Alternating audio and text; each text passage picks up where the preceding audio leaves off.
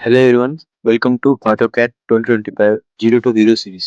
ఈ వీడియోలో మనం AutoCAD కావాల్సిన సిస్టమ్ రిక్వైర్మెంట్స్ ని తెలుసుకుందాం. ఫస్ట్ ఆపరేటింగ్ సిస్టమ్స్ వచ్చేసి 64-బిట్ విండోస్ 10 లేదా విండోస్ 11 ఖచ్చితంగా ఉండాలి. నెక్స్ట్ ప్రాసెసర్ అనేది 2.5 to 2.9 GHz మినిమం ఉండాలి. బట్ బెటర్ పర్ఫార్మెన్స్ కోసం 3.0 GHz అనేది హైలీ రికమెండెడ్.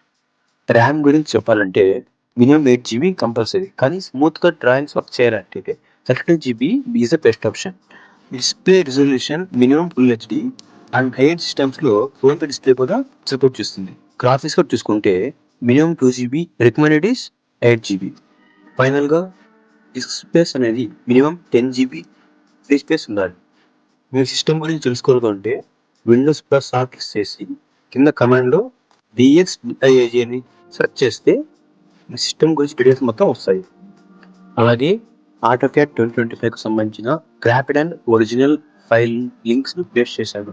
నెక్స్ట్ వీడియోలో స్టెప్ బై స్టెప్ ఎలా డౌన్లోడ్ చేసుకోవాలని ఎక్స్ప్లెయిన్ చేసుకుందాం.